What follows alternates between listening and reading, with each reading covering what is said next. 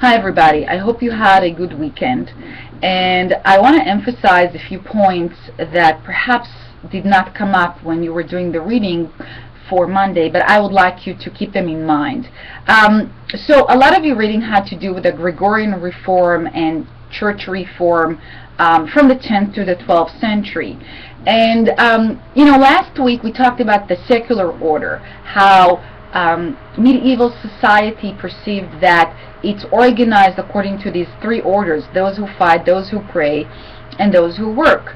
But this desire to have order, to have like a clear view of hierarchy, also penetrated the religious sphere in the High Middle Ages. And it starts really with secular rulers in the 10th century. It is the Duke and Duchess of Aquitaine that are interested in founding a monastery in Cluny that would be run by the monks themselves. And the person who will be in charge is not themselves who donated the land, but actually the Pope. So this is a new thing. So in a paradoxical way, actually church reform starts with the initiative by secular rulers, not by the church itself.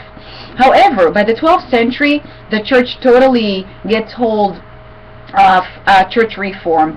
And the Gregorian Reform, which you've read about, is also known as the investiture conflict.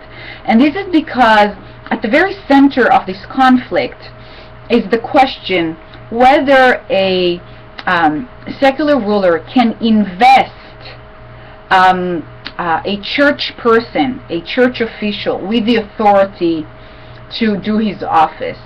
Now, that was actually very customary. That was the tradition. The tradition was that bishops or cardinals or even popes would be invested with the symbols of their office, and therefore with the authority to rule in their office by the secular rulers.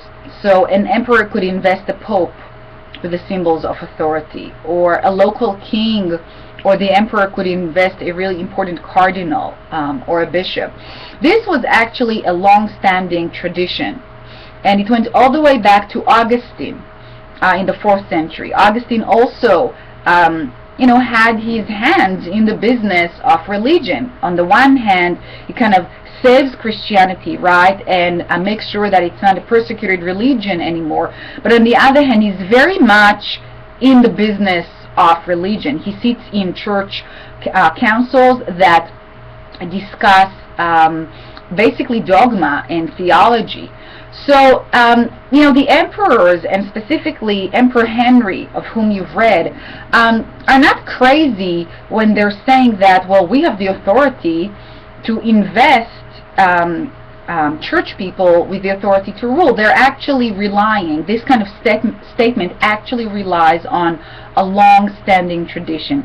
What is new is the strong resistance from the church and the way in which the Pope really goes into war that actually cost the lives of thousands of people all over the empire and Europe, because he wants the papacy to have primacy. He wants the papacy to have the kind of power that secular rulers used to have until that point.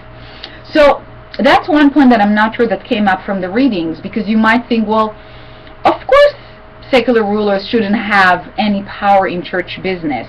Like, what's the big deal? What's so hard to understand here? But I want you to understand that it's actually something very, very new, and that the tradition was exactly the opposite. So it's not that Henry is crazy and greedy. He's trying to kind of continue a tradition, and it's Gregory VII, the Pope, who is coming up with something new.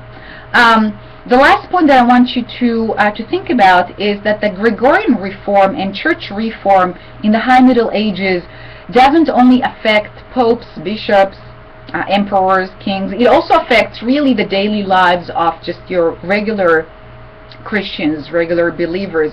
Besides the fact that their rulers, both the Pope and the emperor or king are fighting each other, and a lot of people are dying because of that. It also affects them because the church is trying to bring its house into order, so to speak. It's trying to instill order in theology and dogma. So take, for example, the issue of the sacraments. Really, until the 12th century, Christians did not know, just regular lay people didn't know how many sacraments there are, how often they should participate, and so forth. So in this attempt to have more effect and more control over the lives, the daily lives of regular Christians, the church puts much more emphasis on the sacraments and much more emphasis on the role of the priest in doing the sacraments. And by the way, marriage was really not a sacrament before the 12th century. It was purely a secular affair, a family affair. Families decided who's going to marry whom. It didn't become a consecrated, sacred affair, a sacrament, until the 12th century, when the church is trying to gain more and more control over the lives of Christians. So these are really the important points that I wasn't sure that came up in the readings. And as usual, if you have any questions about the readings, please feel free to email me. Okay? Hope you enjoy the rest of your reading, and I'll be in touch.